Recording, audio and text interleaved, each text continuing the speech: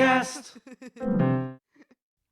Bonjour, bienvenue dans Almacast, le podcast du Movicote. Aujourd'hui, Ambroise, un interne du Movicote, rencontre une sexologue qui va répondre aux questions que vous nous avez envoyées sur Instagram. Installez-vous confortablement et bonne écoute. Alors, bonjour. Nous sommes aujourd'hui avec Axel qui a bien voulu faire le déplacement. Axel qui est sexologue. Bonjour. Est-ce que tu as envie de nous parler un peu de ton parcours ? Alors oui, pourquoi pas. Donc sexologue, c'est un parcours qui peut être assez varié. Donc c'est-à-dire que pour accéder au master de sexologie, il faut plusieurs conditions. Les conditions les plus évidentes et les plus faciles, on va dire, c'est soit avoir déjà un master en médecine, en psychologie clinique, ou un master qui s'appelle Sciences de la famille, de la sexualité et du couple. Et alors, pour y accéder, soit on peut, en tant que bachelier, faire des passerelles pour accéder à un des premiers masters, et puis seulement après celui de sexologie, ou alors on passe directement comme un médecin qui se spécialiserait en sexologie après son parcours. Et alors moi, mon parcours, il est un petit peu particulier, parce que j'ai commencé d'abord en faisant la sociologie, l'anthropologie, mais en prenant toutes les questions de sexualité, les questions d'études de genre, voilà, ça c'était vraiment un petit peu mes spécialisations au niveau des cours. Et puis après j'ai décidé de faire une pause après mon bachelier. Je suis partie un petit peu voyager, histoire de poser un petit peu les études. Et après ça, j'ai repris donc le premier master qui est Sciences de la famille, du couple et de la sexualité, où là on se spécialise un petit peu plus dans tout ce qui est questions familiales, par exemple les procréations médicalement assistées, ou simplement le couple et vraiment sexualité. Et par la suite, alors j'ai fait le master de sexologie. Et puis voilà, là, toutes les études sont terminées. Voilà. Et voilà, du coup, je termine sexologue. Et donc c'est un sujet qui t'a toujours intéressé, passionné. Est-ce que Ouais. tu sais dire à peu près pourquoi Alors, je pense que ça remonte déjà à même bien avant les études. J'ai toujours été la copine à qui on venait poser les questions sur la sexualité. Je sais pas pourquoi. Peut-être mon visage, mon faciès ou simplement parce que je garde bien les secrets ou ce genre de choses. Mais c'est toujours les copines. Dès qu'il y avait des petits soucis avec les copains ou les premiers copains, comment est-ce qu'on rentre aussi dans la sexualité, ça a toujours été vers moi que ces copines-là se sont tournées. Et moi, c'est toujours des sujets que j'ai trouvé super intéressants. Et en même temps, voilà, j'ose espérer avoir quand même beaucoup d'empathie pour les gens. Et c'est des liens avec les gens que je trouve très intéressants, d'avoir du coup quelque chose de tout de suite profond. Parce qu'on ne parle pas de sexualité non plus. Enfin, moi, oui, mais, mais souvent, quand on parle de sexualité avec quelqu'un, c'est déjà des liens un peu plus forts. Et donc, voilà, petit à petit, ça commence à germer, à me dire, tiens... c'est vrai que ça me plaît bien. Et puis quand j'ai vu en fait qu'il y avait vraiment cette opportunité en Belgique de faire la sexologie, je me suis dit, en fait, let's go, c'est pour moi ça. Donc voilà. Génial, c'est cool. Et du coup, quand est-ce que tu conseillerais d'aller voir un sexologue ? Alors, c'est une question qu'on nous pose souvent, parce que déjà, sexologue, on se dit un petit peu, mais qu'est-ce que c'est ? Et surtout, quand est-ce qu'on va en voir un ? Ah ben, il y a pas de bonne ou de mauvaise réponse, en fait. C'est un sexologue, ou de base, on se dit que c'est un professionnel de la santé, quand il y a plutôt des petits soucis au niveau justement de la sexualité. Donc ça, dans tous les cas, on peut aller à ce moment-là. Mais c'est aussi intéressant d'aller, par exemple, si on a un petit souci de couple. Et souvent, ces petits soucis de couple vont aussi se répercuter sur la sexualité. Donc, à ce moment-là, on peut tout à fait aller en voir un. Mais c'est également intéressant si on veut se dire en fait, moi, j'ai jamais osé de parler de sexualité. J'ai jamais posé mes questions à l'école. Mes parents m'ont jamais parlé de sexualité. J'ai plein de questions dans ma tête et personne à qui les poser. Pourquoi pas aller voir un sexologue et dire ok, voilà. J'ai plein de questions et ça, c'est déjà arrivé, des gens qui disent je viendrai qu'une fois ou deux, mais je veux juste avoir des réponses à mes questions et on y va. Donc, C'est une très bonne chose que tu le lances là-dessus parce que justement j'ai une petite liste de questions à te poser. Donc voilà, les étudiants ont posté des questions sur notre compte Instagram et donc là je vais en parler avec toi si tu es d'accord. oui, tout à fait. Consultation gratuite, tout ça. Alors une question que je trouve assez intéressante, c'est la libido. En fait, il y a un de nos abonnés qui a posé la question de comment est-ce qu'on fait pour gérer quand on n'a pas la même libido que son partenaire. Oui. Et ça, c'est quelque chose qu'on retrouve très, très, très souvent en consultation. Tout ce qui est la différence de désir entre les deux partenaires. Comment est-ce qu'on fait pour gérer ça quand l'un a plus de libido que l'autre ? Et je vais pas te donner de réponse toute faite parce qu'il y en a pas, tout simplement. Ça va dépendre un petit peu de chaque couple, de comment on se situe. Est-ce que c'est des... Parce que la libido, ça peut tout à fait varier, hein, quand on est dans des moments de stress, quand on est dans des moments où simplement on a la tête à autre chose, on doit s'occuper des enfants, on a quelque chose au boulot qu'il faut absolument gérer ou quoi que ce soit. Donc on peut avoir des moments où on n'a plus du tout de libido. La libido disparaît, parfois ça peut durer 1 semaine, 2 semaines, parfois ça peut durer 6 mois, 1 an. Donc ça dépend vraiment des situations dans lesquelles on est. Et c'est pas spécialement un problème en soi, parce qu'une fois que la situation stressante est passée, on peut tout à fait revenir à la situation précédente, en tout cas notre sexualité. Mais parfois, là où c'est plus problématique, c'est quand ces situations restent. Quand on se lance dans des cercles où simplement une personne est tellement stressée, ou même une personne finalement a moins de libido que son partenaire, et l'autre, lui, est plus en demande. Et c'est là où ça devient très intéressant, en tout cas, de venir voir un sexologue, de pouvoir venir poser des questions, de pouvoir se mettre au travail. Et moi, ce que je conseille souvent dans ces personnes qui se trouvent, donc déjà, quand c'est chronique, on va dire que la situation de différence de libido est déjà là depuis un petit moment, il y a quelque chose que moi j'adore faire, c'est prescrire l'abstinence. Alors pourquoi est-ce qu'on prescrit l'abstinence ? Parce que souvent, si on prend d'un premier point de vue, on va dire la personne qui n'a plus de libido, qui n'a plus de désir sexuel potentiellement, qui voit son partenaire qui souvent va quand même venir essayer de temps en temps, essayer de faire des petits câlins sous la couette ou quoi. Mais petit à petit, la personne souvent va faire des stratégies d'évitement, va commencer à si mon copain veut venir des moments sous le lit, sous la couette, alors que moi j'ai pas envie, je vais rester plus longtemps devant la télé jusqu'à ce que lui s'endorme dans le lit, comme ça je reviens monter. Ou je me fais plus très sexy, très séduisante, parce que j'ai pas envie spécialement que lui l'interprète, enfin lui ou elle, hein, si je dis lui, comme ça pourrait être l'un ou l'autre, mais que l'autre l'interprète en tout cas comme une invitation, alors que moi je sais que je n'ai pas envie. Donc quand on prescrit l'abstinence, déjà pour cette personne-là, il y a souvent, vous voyez, en plus on les voit, il y a un ouf, se dire ok, ça je peux déjà me mettre de côté en me disant je ne vais plus avoir ce souci-là. Parce que c'est pas un problème en soi de ne pas avoir de libido.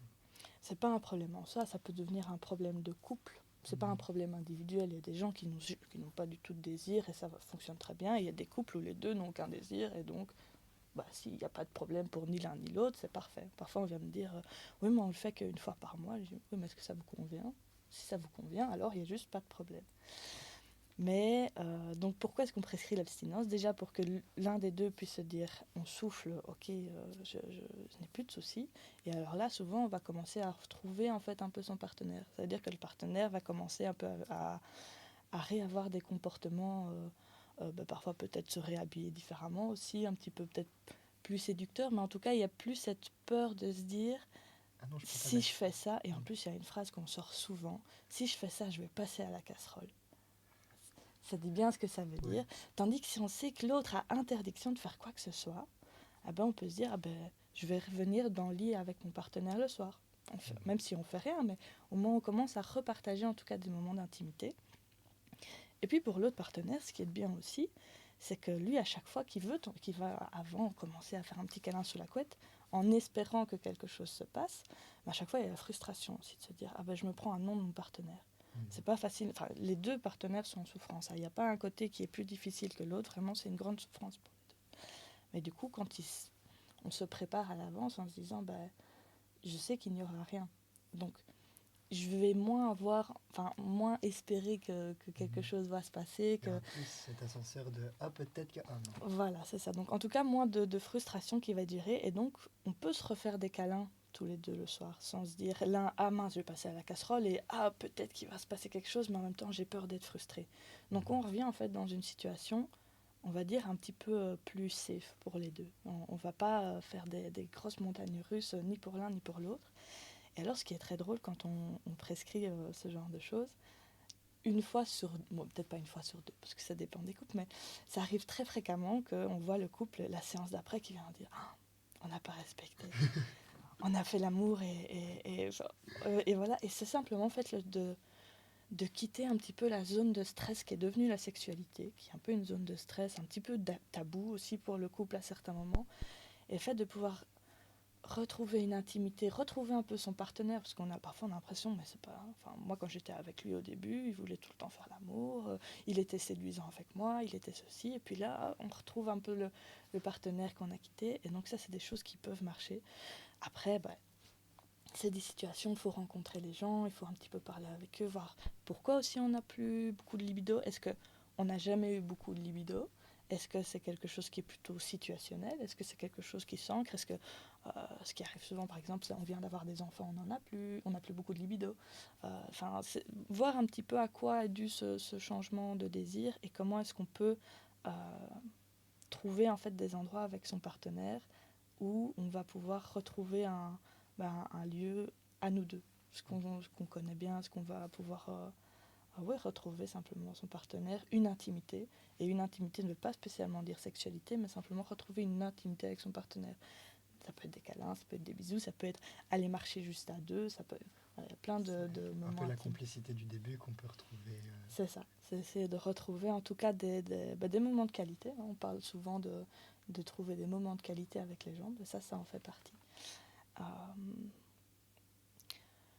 je suis en train de réfléchir à qu'est-ce que je pourrais vous dire d'autre sur les différences de désir. Ah oui, une question qui peut être très intéressante à poser à son partenaire, c'est dans quel moment est-ce que tu ressens du désir? Souviens-toi, le dernier moment où tu as ressenti du désir pour moi, c'était quand? Alors là, on peut se dire, tiens, c'est vrai que... Je vais prendre un peu les clichés, parce que là, j'ai pas de situation, mais c'est vrai, quand on avait été au cinéma et que tu avais porté cette petite robe rouge, là, quand tu mets du parfum, quand tu te prépares pour qu'on aille sortir ensemble, là, je sens que je me mets dans une situation, soirée, un petit peu plus caliente ou avec d'autres possibilités. Ou au contraire, ça peut être, en fait, quand je rentre du boulot et je vois que tu as fait le ménage, tu as repassé, ou en tout cas, tu t'es occupé des enfants, là, je me sens plus cool, je sais que j'ai pas besoin de penser à ça. Et alors, c'est vrai que du coup, le soir, je me sentais moins occupée par autre chose et du coup j'ai ressenti du désir. C'est des questions qui peuvent être très intéressantes parce qu'on se dit tiens, dans quelle situation est-ce que mon partenaire qui a moins de désir pour le moment, mais quelles sont les situations que je peux tenter de recréer, qui sont des situations dans lesquelles il peut en tout cas retrouver son désir. Mais ce qu'il faut faire attention juste, c'est de ne pas sauter à la gorge tout de suite. Quand on se dit tiens, alors je veux faire une situation dans laquelle la dernière fois il a développé du désir, ça ne veut pas dire que cette fois-ci il va en avoir. Okay. Donc il faut évidemment essayer de ne pas culpabiliser. Un plan qui, ok, donc si je fais ça et puis ça et puis ça, alors là ça va marcher. C'est ça. C'est vraiment toujours d'être le plus bienveillant possible et ne pas culpabiliser, sinon là ça fait tout l'effet inverse. Mais voilà, je pense que... Merci beaucoup. Il y a déjà pas mal de choses. Je pense que ça peut soulager pas mal de monde. Alors, les questions sont un peu sur des sujets complètement différents, donc c'est pas plus mal qu'on aborde. Une autre question qui est pas mal d'actualité aussi, c'est celle des poils pubiens. Alors, il y a de manière générale dans la sexualité, mais aussi d'un point de vue plus médical. Donc, je sais pas si tu préfères aborder l'un ou l'autre, ou l'un puis l'autre. Les deux vont un peu de pair, je pense. Déjà, poil ou pas poil, ça c'est une question personnelle. Ça, c'est chaque individu, comment est-ce qu'on se sent mieux? Est-ce qu'on se sent mieux quand on a des poils ou quand on n'en a pas? Alors évidemment, on apprenait pendant des années le fait qu'il fallait que ce soit à ras, dans le sens complet, qu'on ne devait rien voir, voilà. Maintenant, depuis quand même quelques années, on essaye de... Enfin, je trouve, en tout cas quand on va un petit peu sur les réseaux sociaux, et même dans la rue, de voir de plus en plus, par exemple, de femmes avec des poils sous les bras, qui sont les poils qu'on voit le plus. Évidemment, on ne voit pas les poils pubiens tout le temps, c'est sûr. Mais même sur les plages, c'est quelque chose qu'on commence à revoir de plus en plus aussi. Mais bon, savoir si on veut ou pas des poils, ça pour moi c'est vraiment une question personnelle de à quoi on se sent à l'aise. Surtout si on n'est pas très à l'aise dans sa sexualité, si on se dit moi je suis pas à l'aise avec le fait de me raser, surtout il faut pas se forcer pour quiconque, voilà, ça c'est très bien. Maintenant en question de santé, les poils ils ont un intérêt, ils ont plusieurs intérêts. Le premier et celui qui en tout cas dans le règne animal est le plus présent, c'est que c'est les poils qui aident à capter un petit peu les phéromones. Qui font que de base on pouvait attirer aussi les partenaires comme ça. Donc maintenant ça ne se fait plus comme ça. Mais c'est important de préciser que les phéromones, ça ne parle pas d'odeur forte, parce que souvent on dit non, quand il y a des poils il y a des fortes odeurs. Les phéromones c'est pas des odeurs c'est des Ça sent phéromones, pas. c'est pas quelque chose d'olfactif qu'on va C'est sentir. plus une sensation, une impression qu'on aurait en passant près de la personne plutôt que vraiment une odeur qu'on pourrait percevoir. Oui, on peut dire ça plus facilement comme ça. Mais du coup, parce que parfois quand je dis ça, on me dit ah oui, mais du coup, ça veut dire que si j'ai des poils, je vais sentir. Non, non, vraiment pas. Mais donc de base, les poils, ça sert à ça, mais ça sert aussi à plusieurs choses. Ça sert à tout ce qui est... en fait, ça va créer vraiment comme un petit coussin au niveau du pubis qui permet d'éviter aussi tout ce qui va être frottement mécanique. Par exemple, ça peut être simplement avec les sous-vêtements. Hein. Si on marche toute la journée, un jeans ou qu'on a une culotte parfois qui sont un petit peu plus... qui peuvent irriter un petit peu plus, ben voilà, ça c'est tout un intérêt de ne pas créer des micro-inflammations ou ce genre de choses. Puisqu'il y a aussi parfois quand on fait l'épilation ou le rasage, ben on peut créer aussi des petites coupures, des petites inflammations. Et puis ce qu'il y a aussi, c'est tout ce qui va être parfois au niveau des infections. Donc on sait que les poils ont un certain intérêt au niveau de la flore vaginale. Parce qu'ils captent en fait certaines bonnes bactéries qui permettent, parce qu'on sait que la flore vaginale c'est très fragile, merci, je revenais plus sur les mots, c'est un équilibre qui est vraiment très fragile. Et donc oui, il y a un petit intérêt à ce niveau-là de garder en tout cas des poils. Euh, mais ce n'est pas parce qu'on a des poils, par exemple, qu'on n'a plus de risque d'attraper une chlamydia ou autre chose, qui sont des maladies sexuellement transmissibles. Ça, non, effectivement, il y a quand même d'autres choses qui seront à prendre en compte. Mais ça a quand même un intérêt au niveau de la flore. Et il y a une étude qui est sortie en 2017, si je ne dis pas de bêtises, euh, dans une revue, c'est les Américains beaucoup, ça toujours, une revue chez les Américains qui explique un petit peu quelles sont les infections qu'on retrouvait plus en tout cas chez des femmes qui étaient épilées, qu'on retrouvait un petit peu moins chez les femmes non épilées. Et il semblerait qu'il y ait quelques chiffres quand même de différence. Après, c'est pas non plus du tout au tout, hein, mais il semblerait du coup qu'il y ait quand même une petite différence. Par contre, chez les hommes, enfin, chez les hommes ou toute personne ayant un pénis en tout cas, c'est pas quelque chose qui a été étudié. Donc ça, j'avoue que je ne saurais pas dire du coup pour un homme si ça a un intérêt. Mais chez les femmes, c'est vrai que le souci, en tout cas que nous les femmes, ce qu'on a, c'est qu'on a le canal, voilà, c'est ça, urétal qui est beaucoup plus court entre la vessie et l'urètre, enfin le méa urétal. Et tandis que chez vous, les hommes, c'est beaucoup plus long et il y a beaucoup plus de difficultés que la bactérie arrive à remonter tout du long jusqu'à la vessie. J'en profite pour placer un mot, c'est que ce qui est super bien pour les préventions des infections urinaires, c'est le jus de canneberge. Oui, c'est On vrai. n'en parle pas assez, Oui, non, mais c'est c'est vrai. bien de le savoir. C'est vrai, c'est vrai. J'en profite. Et boire beaucoup d'eau. Ouais, surtout. Oui, surtout. Mais voilà, c'est vrai que du coup, c'est un petit intérêt. Mais avant toute chose, pour moi, c'est avec quoi est-ce qu'on se sent le mieux. Est-ce que après, si on cherche une excuse pour ne plus devoir s'épiler, on peut prendre là aussi l'excuse de se dire ah ben non, mais Axel, elle a dit que c'était mieux pour les infections. Mais voilà, c'est avant tout une question personnelle de avec quoi est-ce qu'on se sent bien. Est-ce qu'on se sent mieux avec des poils, sans poils? Est-ce que pas totalement épilé, mais en tout cas juste rasé? Enfin voilà, c'est des questions qui sont personnelles à ce niveau-là. Ça, c'est chouette. Et pas se laisser influencer par votre copain, s'il vous plaît. Un petit peu, mais pas trop. Alors, il y avait une question qui est assez intéressante aussi, c'est comment est-ce qu'on fait pour appliquer le consentement pendant l'acte? Parce que le concept de consentement, de plus en plus de gens le comprennent, mais comment est-ce qu'on peut l'appliquer sans que ça paraisse bizarre ou non spontané ou que ça casse un peu le moment?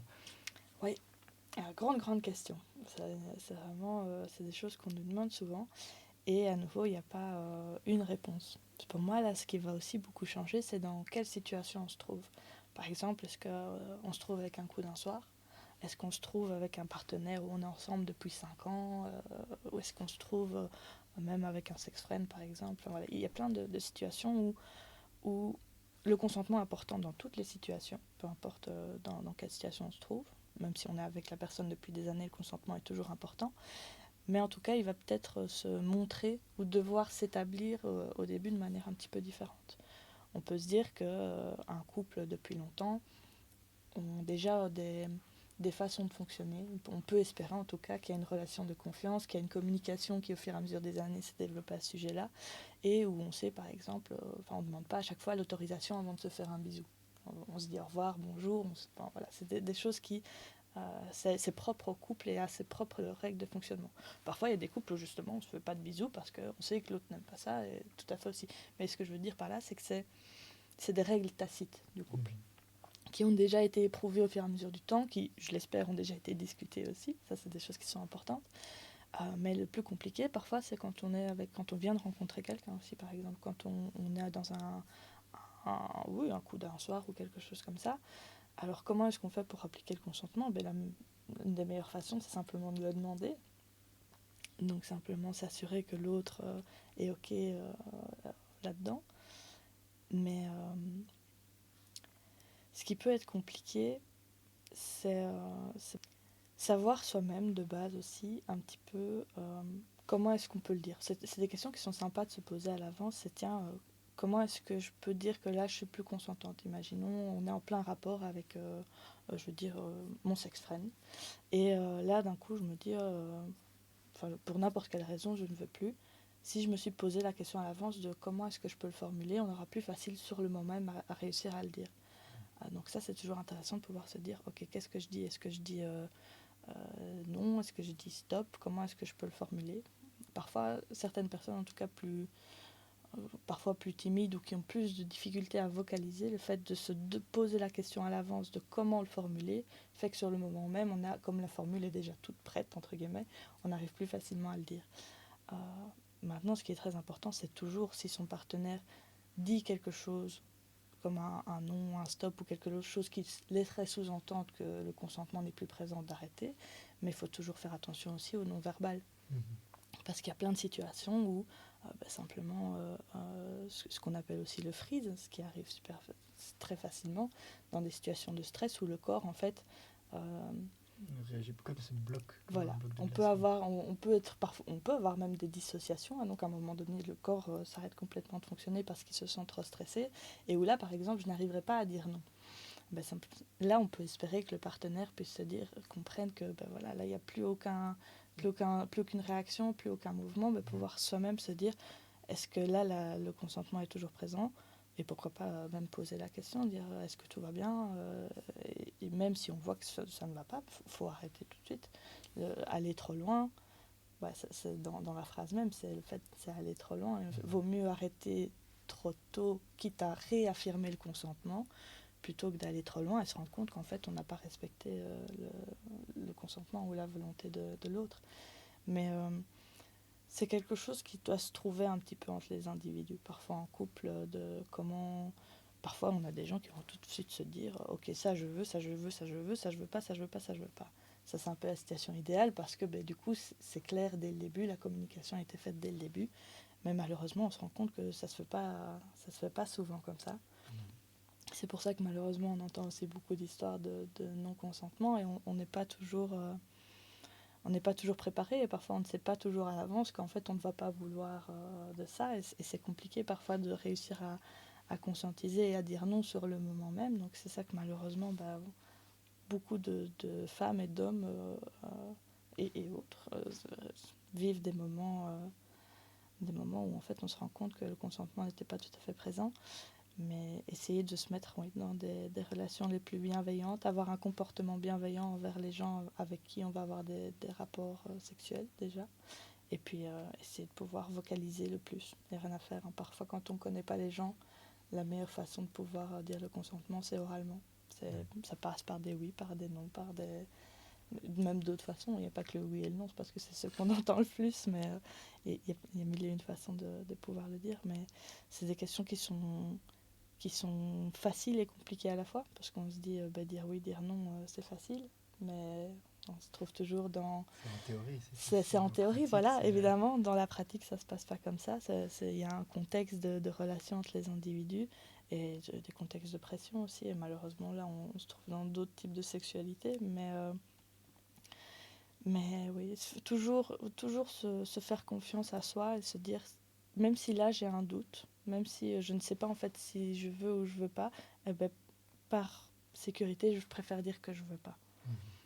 Ça, c'est un petit conseil, si je peux dire, à ce niveau-là. Vaut mieux dire stop, quitte à reprendre plus tard, mais au moins on est sûr que Oui, parce que ce serait dommage d'avoir une super mauvaise expérience parce qu'on n'était pas trop sûr. C'est ça. Et puis voilà, si on n'est pas trop sûr, ben, ça se pose d'autres questions aussi. Pourquoi est-ce que je suis pas trop sûre? Autant prendre le temps de confirmer que au final, si, ça allait bien, plutôt que de se rendre compte plus tard que la réponse était, ben, en fait, non, ça va pas. Donc, voilà. Merci beaucoup pour ta réponse. Alors, donc, pour justement rebondir sur le sujet du consentement, il y a une question qui va un peu de pair avec, je trouve, c'est comment parler de ses préférences avec son partenaire, comment dire ce qu'on aimerait bien pouvoir expérimenter avec, ou au contraire ce qu'on n'aime pas trop, enfin, de ses préférences sexuelles de manière générale, quand on est un peu timide et qu'on n'a pas forcément l'habitude de parler de ce genre de choses. Ok. Avant toute chose, vraiment, l'idéal, c'est de réussir à avoir une conversation et discuter. Mais effectivement, là, je suppose que c'est quand on est timide et que c'est vraiment compliqué, qu'on a du mal, en tout cas, à devenir avec ces sujets-là, de sexualité avec son partenaire ou autre. Et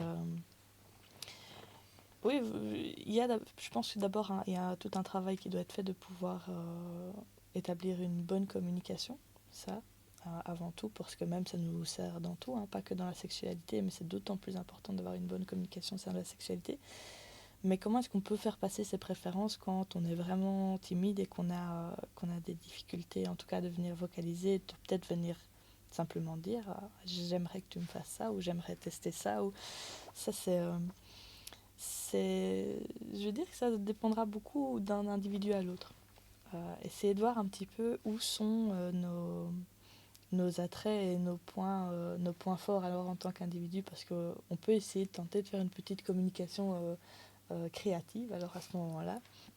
Et ça peut passer, par exemple, si on sait que notre partenaire aime beaucoup la lecture ou aime beaucoup se renseigner, ça peut être offrir un livre, par exemple, qui va parler de la sexualité ou qui va peut-être parler de certaines pratiques ou quelque chose comme ça, de pouvoir dire, voilà, si j'ose pas moi-même le vocaliser, hop, faire passer un petit peu en disant Parce que quand parlant de livre, il y en a un qui est pas mal, c'est Jouissance Club. Ouais, par exemple, hein, ça On peut pourrait laisser des être petits post-it à l'intérieur. ça pourrait être Jouissance Club et imaginons voilà, ça pourrait être marrant par exemple d'imaginer un petit jeu avec son partenaire et se dire on prend un numéro de page au hasard et on se pose la question après, est-ce que ça te tente ou pas? Parce qu'évidemment, si c'est des nouvelles pratiques, le consentement est d'autant plus intéressant de venir reposer la question. Et évidemment, s'il y a une pratique que nous, on voudrait faire de base, on peut regarder à l'avance de quelle page c'est, et hop, par hasard, je vais dire la 249, et se dire comme ça, et comme ça, au moins, c'est pas... Même si j'aurais tendance à dire, c'est d'autant mieux si nous, on arrive à dire, j'aimerais essayer ça. Mais voilà, je sais qu'il y a certaines personnes qui ont vraiment du mal à venir le vocaliser, alors de pouvoir dire, oh, la pratique, page numéro 249, et oh, est-ce que ça te tenterait d'essayer ça comme ça, on sait si le partenaire veut bien. Et puis, s'il lui renvoie la question aussi, dire « Oh, pourquoi pas ?» et voilà, ça peut être une des façons, en tout cas, de réussir à l'amener. Et évidemment, l'idéal est de pouvoir toujours dire un petit peu par la suite, par exemple, dire « Ah finalement, c'était nouveau, mais j'ai bien aimé. Ça peut être une pratique qu'on pourrait continuer à faire. Toi, qu'est-ce que t'en dis? Est-ce que t'as bien aimé aussi ?» Après, il y a plein d'autres façons, hein. Il n'y a pas que au travers des livres. Il y a beaucoup aussi même d'applications téléphoniques où on peut précocher un petit peu quelles sont les pratiques qu'on veut bien mettre en pratique ou pas. Et du coup, c'est le téléphone qui sort tout seul, des petits défis, en tout cas, des petites choses comme ça. Donc c'est vrai que ça peut passer par là. Mais là, ce serait plus pour, je veux dire, essayer des nouvelles choses. Et, oui, mais relation, mais ça peut même être aussi avec un sex friend ou coup d'un soir, ça peut être peut-être un petit peu plus compliqué. Peut-être que si la personne reçoit le Jouissance Club le premier soir, il va se dire tiens, mais ça pourrait être très intéressant. Moi, j'aurais trouvé ça très, très, très drôle de voir ça. Mais bon, ça, si on est timide, souvent, on n'aura pas tendance à donner ça dès le premier soir. Mais c'est vrai que ça peut se mettre plutôt dans des relations. Et alors oui, vraiment, ce qui est important, ce sera par la suite de vraiment pouvoir confirmer en disant ah, finalement, ça, c'était vraiment bien. Ou ça, pourquoi pas réessayer une autre fois? Ou toi, qu'est-ce que tu en as pensé? C'est des petites phrases, en fait, qui permettent à l'autre, qui peut-être que finalement, il n'avait pas compris que nous, c'était quelque chose qu'on avait vraiment envie de tester, qui permettent à l'autre de se dire ah ouais, elle a bien aimé, peut-être que c'est une pratique qu'on pourrait commencer à faire. Ou ce que j'aime bien, moi, justement, dans le fait des livres, les applications, c'est que ça donne des opportunités. Peut-être que quand on est timide, on n'a pas spécialement... Parfois, c'est difficile d'arriver à dire je veux tester le sexe oral, ou je veux tester l'anal, ou je veux c'est quelque chose qui... On a peut-être peur de comment l'autre en face va le prendre, de se dire comment est-ce qu'il va me considérer après? Est-ce qu'il va se dire, mon Dieu, je suis... complètement sur quoi est-ce que je suis tombée, alors que pas du tout, toutes les pratiques sont bonnes à prendre, mais toutes dans le cadre du légal évidemment. mais au moins ce genre de livre par exemple ça ouvre une porte où nous-mêmes on ne doit pas faire ce premier pas de proposer à l'autre, et où simplement là c'est la pratique qui est donnée par le numéro de page, si on prend le même exemple. Et là, l'opportunité, elle est là. C'est pas nous qui devons la créer, l'opportunité, elle est là. Et on peut se dire, parfois c'est plus facile de réagir à une opportunité que d'induire une opportunité. Donc ça, c'est peut-être en tout cas une bonne chose pour quelqu'un qui est plus timide, de venir dire un petit peu ses préférences. Et voilà, peut-être qu'au fur et à mesure de plus s'orienter, par exemple, je sais pas si mes préférences, c'est plutôt le sexe oral, par exemple, à chaque fois aller un petit peu plus en tout cas d'installer ça, je vais pas dire dans une routine, mais d'amener ça un peu plus fréquemment, voir un petit peu comment l'autre partenaire réagit. C'est toujours important d'avoir le consentement évidemment, mais parfois quand on n'ose pas toujours le demander, simplement voir un petit peu aussi au toucher, physiquement, comment est-ce que l'autre réagit. Alors tout en douceur s'il vous plaît, parce que sinon là le consentement ne peut pas toujours être respecté, donc vraiment aller voir un petit peu avec l'autre. Et l'idéal, c'est toujours avoir un petit...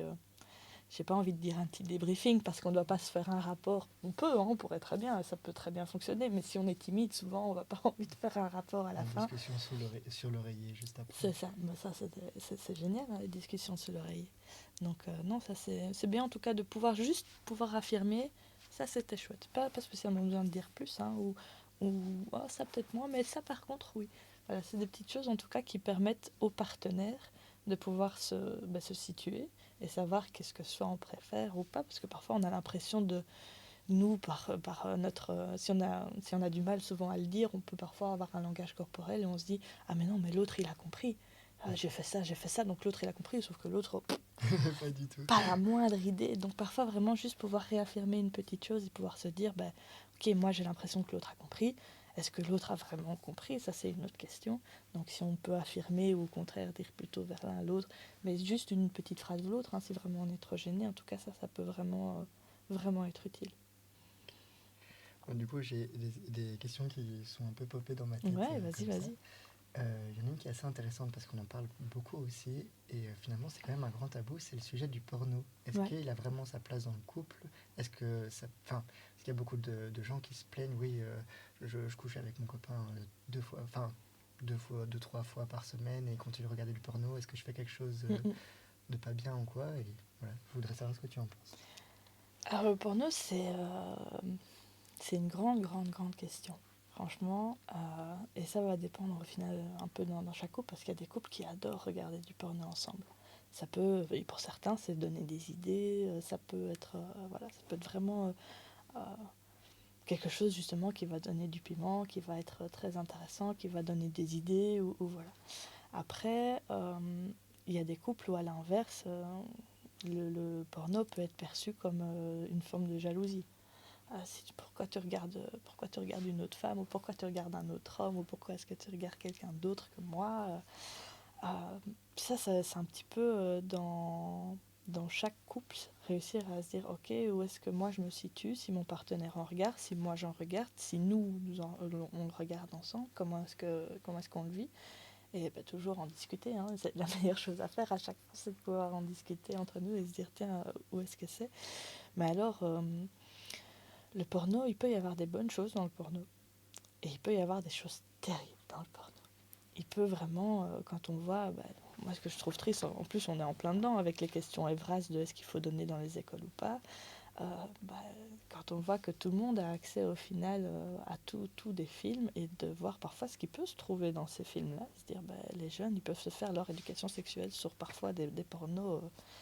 on se dit, déjà, parfois on est à la limite du légal, mais voilà, c'est pouvoir se dire aussi, qu'est-ce qui est de l'ordre du fictif, parce qu'on reste dans un film scénarisé, avec des acteurs professionnels qui sont j'allais dire sélectionnés, ça fait un petit peu, mais qui sont choisis pour certaines caractéristiques physiques ou certaines performances, parce qu'au final, il y en a certains, on peut vraiment se dire que c'est de la performance.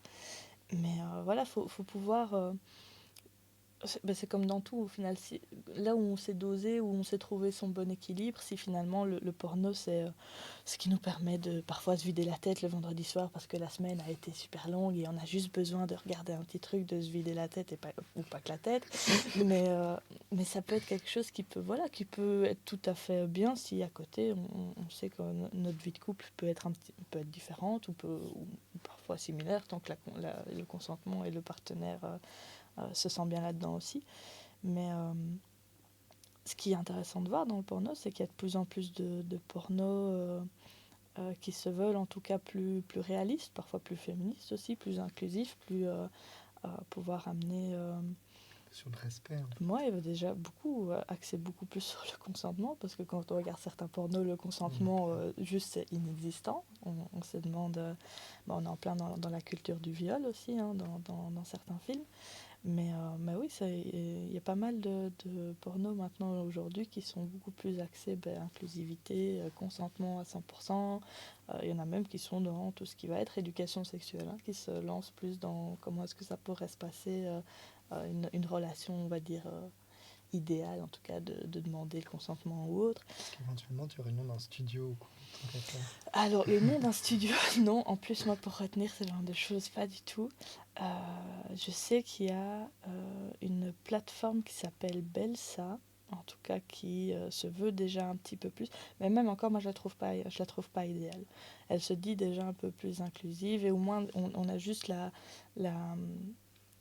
on est juste assuré que la rémunération des acteurs, des actrices, tout ça peut bien se faire. Mais au niveau du contenu qui est mis, c'est pas non plus ce que moi je trouve le plus intéressant.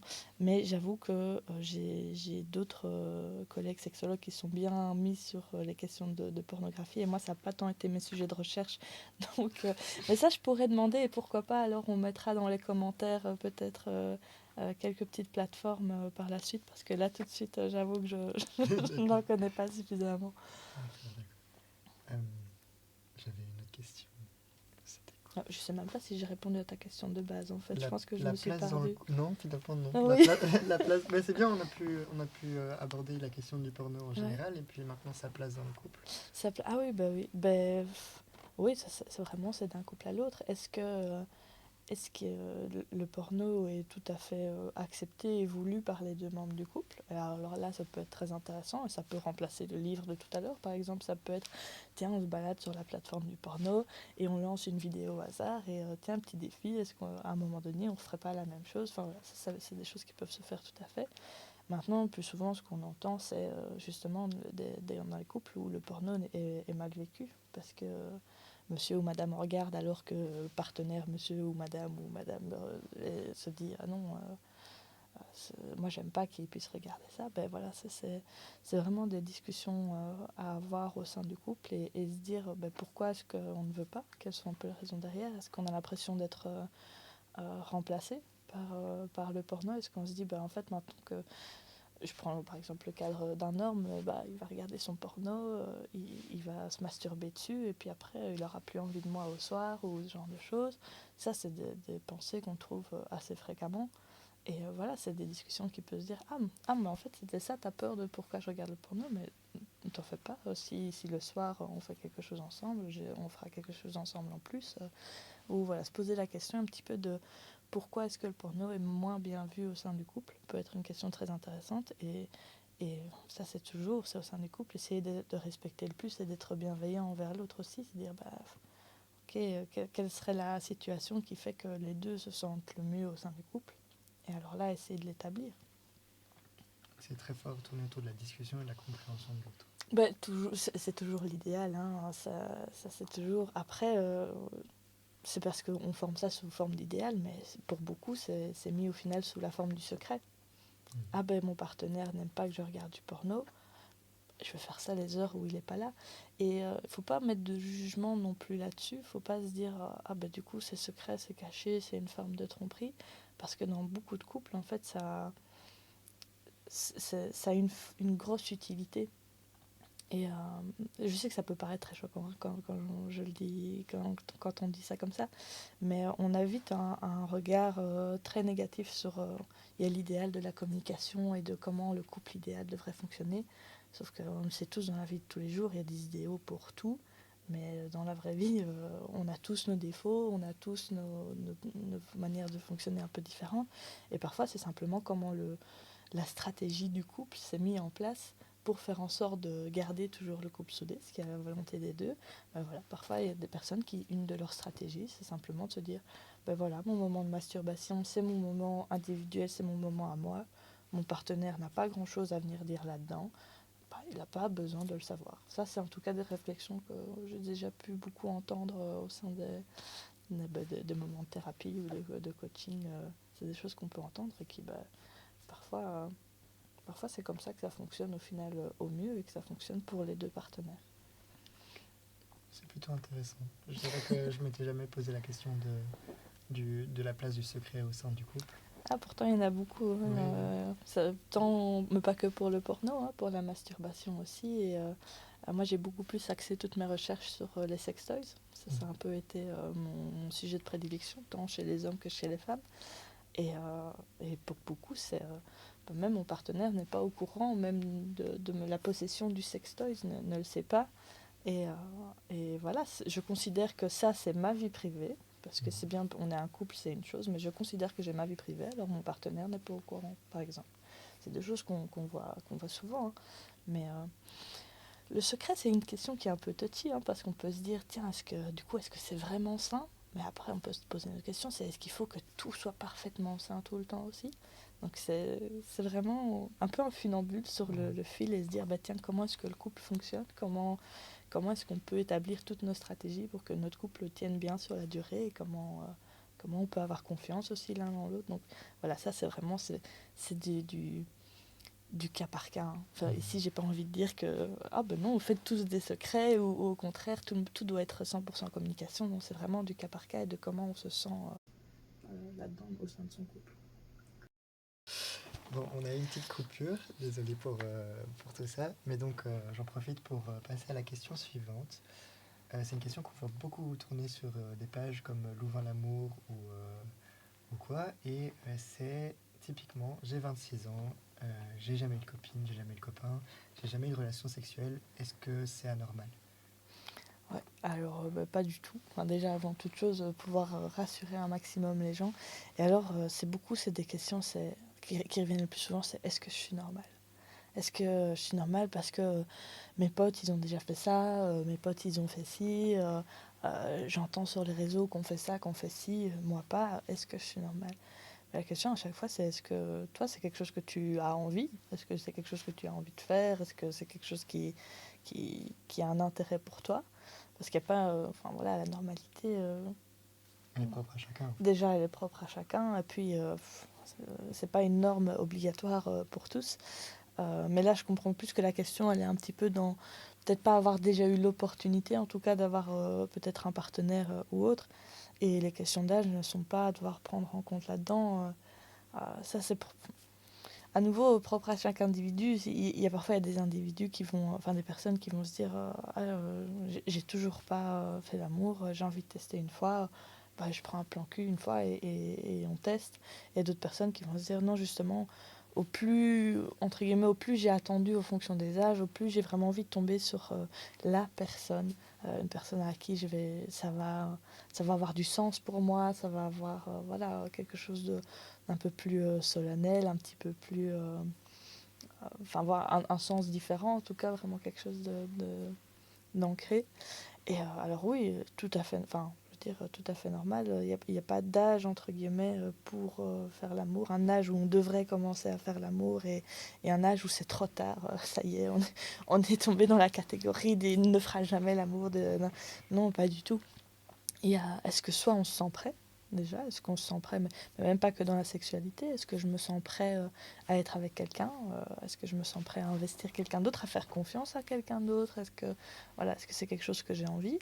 Et puis parfois on est tout à fait prêt, on a tout à fait envie, mais on tombe pas sur les personnes avec qui ça pourrait fonctionner ou autre chose. Donc non, l'âge en tout cas n'a rien à voir là-dedans et on est tout à fait normal, même si on a 26 ans, même si on n'a jamais rien connu. Ça ne veut pas dire que d'ici 2 mois, si ça se trouve, ça va arriver, ou peut-être que ça reprendra encore quelques années. Le tout en tout cas, je dirais, c'est de ne pas avoir trop peur, parce que parfois on se dit 26 ans, et du coup au plus on en entend parler, et nous on ne le fait pas, parfois on peut avoir la peur, tu sais, qui grossit, et comme on l'a jamais fait, on vient cristalliser en disant la sexualité c'est quelque chose d'énorme, c'est quelque chose qui fait peur, c'est quelque chose... Voilà, il ne faut pas non plus venir justement cristalliser, en tout cas le problème. Et en même temps, il ne faut pas se presser non plus. C'est vraiment se dire, ça viendra quand ça viendra, faut que je le fasse en tout cas dans ce qui moi me correspond.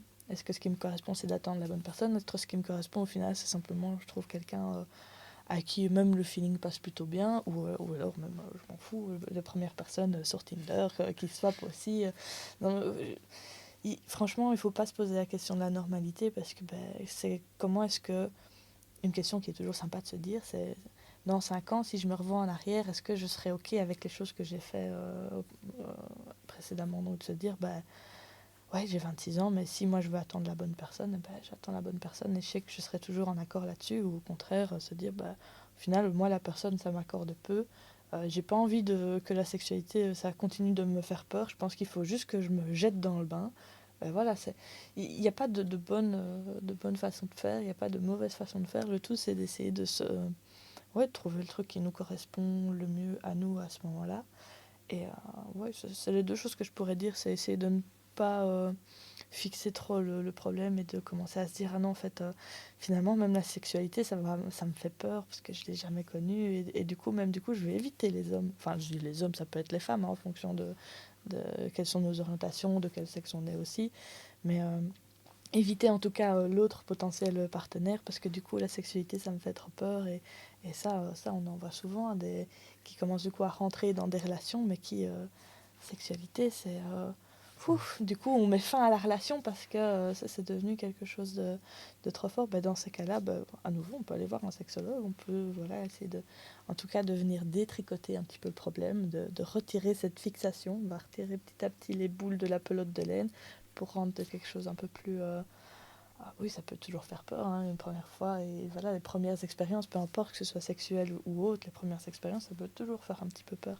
Mais en tout cas, vraiment pouvoir se rassurer un maximum. Et oui, à un moment donné, pourquoi pas se lancer, mais à nouveau, dans des situations qui nous semblent OK pour nous et qui nous donnent envie aussi, hein. Surtout, c'est un moment... ça peut être un moment très amoureux, très tendre, mais ça peut aussi être un moment juste fun, en fait. La sexualité, c'est aussi ça, parce qu'on en parle souvent sous forme de trauma, on en parle souvent de non-consentement, on parle souvent...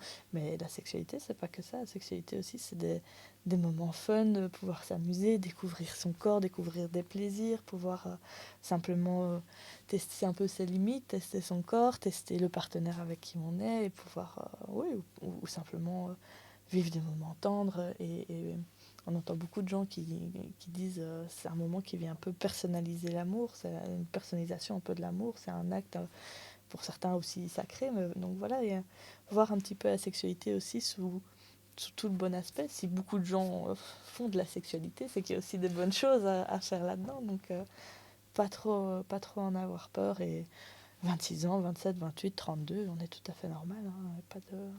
Il n'y a pas d'âge pour ça en tout cas. Ça tombe bien que tu me parles d'âge, parce qu'il y a une dernière question. C'est un monsieur qui dit sortir avec des gens beaucoup plus jeunes que lui, et il se demande si c'est un problème finalement. Alors, beaucoup plus jeune, là on va un peu poser le... Au moins 18 ans. Voilà, on va peut-être poser le cadre légal aussi, hein. Donc à partir du moment où légalement il n'y a pas de souci, je veux dire que le consentement est prévu de chaque partie, voilà, que tout le monde est tout à fait OK avec la différence d'âge. Je veux dire, non, il n'y a pas de problème à ce niveau-là. Ça peut être tout à fait... Le tout est de savoir où est-ce qu'on se situe. Est-ce qu'on se situe dans la belle phrase de l'amour n'a pas d'âge, et ça existe, tout à fait sans aucun souci. Mais ce qu'on peut quand même se poser comme question aussi, c'est là, ça a l'air d'être fort récurrent uniquement vers les personnes plus jeunes, pouvoir se poser la question, est-ce qu'au bout d'un... Est-ce qu'à partir de, je sais pas, 25 ans, du coup, je ne les aime plus et c'est uniquement le fait d'être très jeune qui va pouvoir m'attirer aussi. Et puis surtout la question de pouvoir se dire, si je suis beaucoup plus âgée, est-ce que je ne vais pas avoir finalement un phénomène aussi d'autorité sur le jeune qui du coup sort avec moi soit parce que aussi le fait de se dire quelqu'un de plus âgé ou quelqu'un de plus... Un côté rassurant. ça peut être par sécurité ou ça peut être aussi par admiration. On peut se dire, oh, la personne, elle est peut-être bien réussie dans son domaine, elle est plus âgée, elle sait comment faire, elle est lancée dans la vie, ça peut être sécurité, ça peut être... Il y a mille et une raisons pour laquelle ça peut être ça, mais du coup se dire, ok, est-ce que le consentement est vraiment là ou est-ce qu'il y a tout un autre effet de par mon âge, de par mon statut, de par... voilà, est-ce que la relation elle peut être saine? Parce qu'elle peut tout à fait être saine avec un grand écart d'âge, il n'y a pas de souci. Elle peut tout à fait ne pas l'être non plus avec un grand écart d'âge. Donc ça, c'est peut-être la question. Mais donc je peux pas répondre à la question à est-ce qu'il y a un problème ou pas. Parce que là, c'est quelque chose qu'il faudrait peut-être voir plutôt avec le monsieur, pouvoir en discuter un petit peu, comme je disais tout à l'heure. Est-ce qu'à partir de 25 ans, on les aime plus et on doit... Ou est-ce qu'au contraire, on va vers le plus en plus jeune? Ça peut... Voilà, c'est des choses qui peuvent arriver aussi. Donc... je ne saurais pas dire de bonnes réponses à ça. Simplement, voilà, réussir à se poser soit les questions et pouvoir se dire, ok, dans quel cas est-ce que je me situe? Est-ce que je suis vraiment tombée ici amoureux? Est-ce qu'on vit vraiment une situation amoureuse qui peut être un peu plus... euh, j'ai perdu le mot. Atypique, parce que grand écart d'âge, et encore, je ne sais pas, l'âge, tu as dit 36-18, oui, donc se dire, ah oui, c'est plus atypique parce qu'il y a un grand écart d'âge.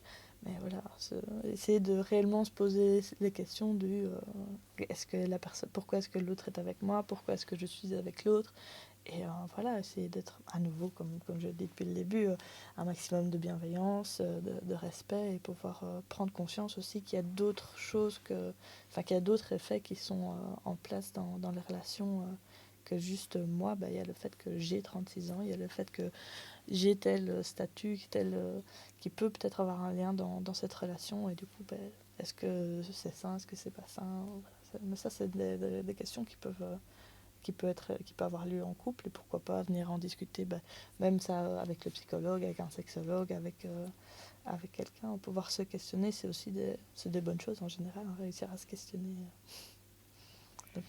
Top. Je crois qu'on arrive tout doucement à la fin de toutes nos questions.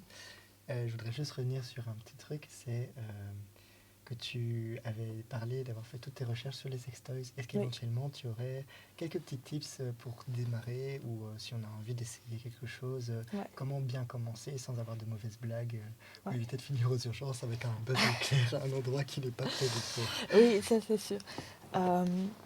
Mais première chose, et là je vais m'adresser à toutes les personnes qui sont dotées d'un vagin et qui ont besoin d'un lubrifiant, faites bien attention aux lubrifiants qu'on utilise. En plus, avec les sextoys, donc tous les lubrifiants ne s'utilisent pas avec des sextoys. Par exemple, tout ce qui est silicone, ça ne va pas s'utiliser avec les sextoys. Mais surtout, de manière générale, même les lubrifiants qu'on va utiliser à base d'eau, c'est mieux. Mais tous ne sont pas bons parce qu'ils sont à base d'eau. Ce qui est important à prendre en compte, c'est le phénomène d'osmose. C'est-à-dire que surtout, en plus, si on a des cas de sécheresse vaginale, surtout, c'est-à-dire que parfois, on va utiliser des lubrifiants, mais qui, par osmose, vont venir en fait assécher l'intérieur de la paroi vaginale. Et donc ça, évidemment, c'est très négatif parce que ça ne va faire qu'entretenir les problèmes de sécheresse ou le fait qu'il va falloir utiliser un lubrifiant. Donc vraiment, choisir un bon lubrifiant. Et là, tant pis, on peut dire des marques, je suppose, pas de souci. La gamme de Yes Love, souvent, les trois quarts de leurs lubrifiants chez eux sont vraiment très bons parce qu'en plus, ils viennent vraiment avoir une hydratation vaginale qui est très intéressante. Donc voilà, moi, je dirais plutôt utiliser des gammes comme ça parce que on a beaucoup entendu dire qu'il faut passer au lubrifiant à eau, à base d'eau. Oui, c'est une chose, mais c'est pas l'unique chose. Il y a beaucoup de choses dans les lubrifiants, et donc voilà, si vous pouvez ne serait-ce que retenir que la gamme Yes Love, qui souvent est vraiment safe à ce niveau-là, aller plutôt vers ça.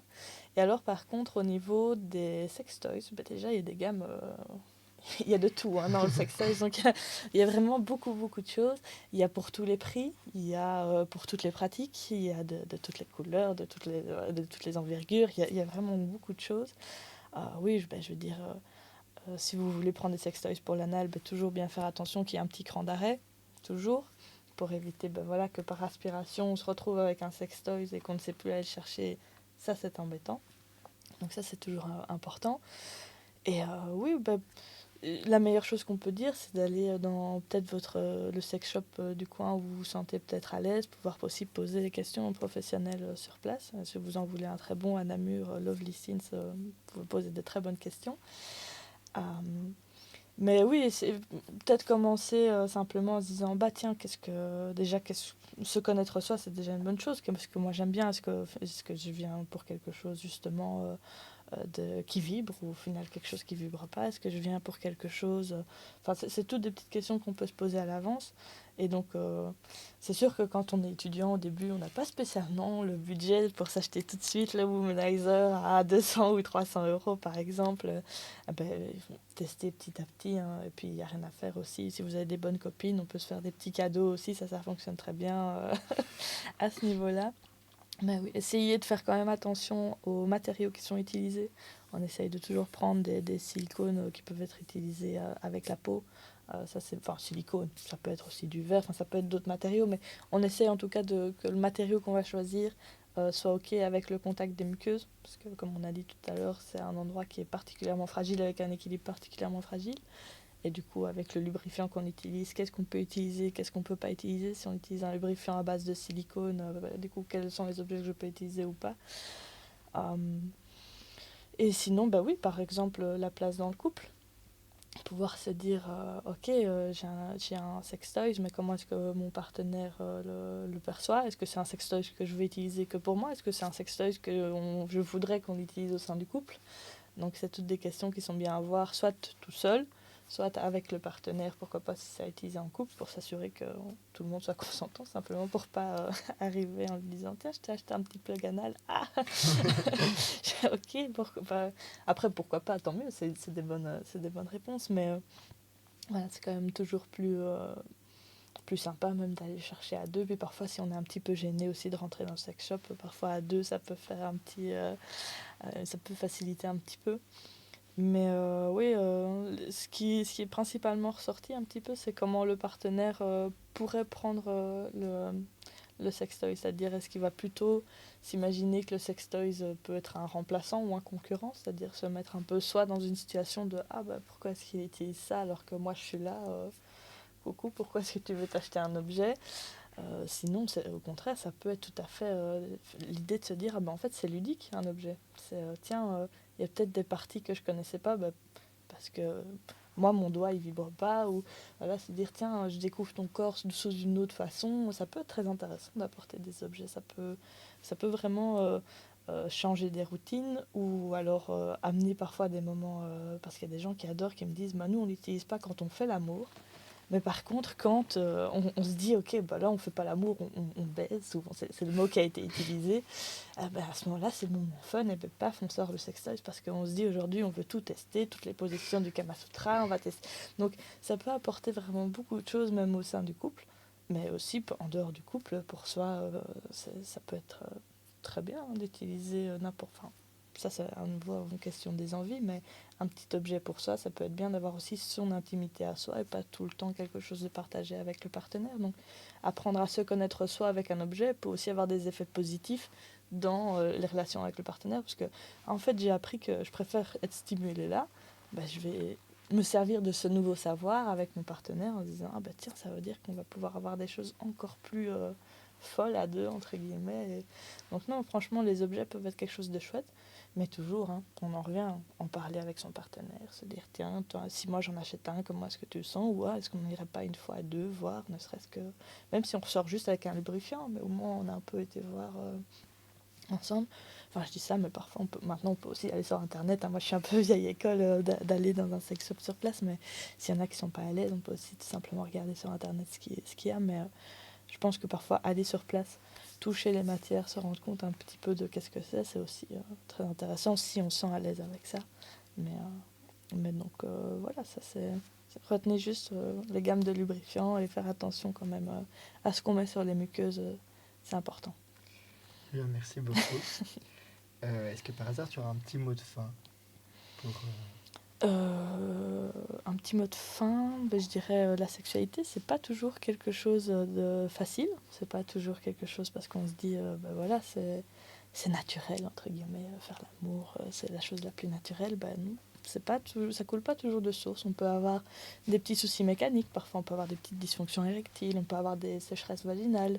Après on peut aussi avoir toute autre chose de choses, le vaginisme, l'endométriose, c'est toutes des choses qui ont un impact très très fort sur la sexualité. Mais il ne faut jamais avoir honte de ces situations-là. Et il y a des choses qui peuvent être mises en place, en tout cas pour traiter ou améliorer, ou en tout cas vraiment avoir une bonne prise en charge. Et donc un sexologue peut être la personne tout à fait indiquée à aller voir. Et il ne faut pas rester enfermé dans son problème, parce que quand on s'enferme, souvent on vient même le renforcer, on vient vraiment lui donner une toute autre place, on le cristallise. Donc voilà, vraiment, faut pas hésiter à prendre, dès qu'il y a un petit souci, dès qu'il y a un petit quelque chose, à venir le prendre en charge, à aller voir un sexologue, à oser passer le cap d'un sexologue.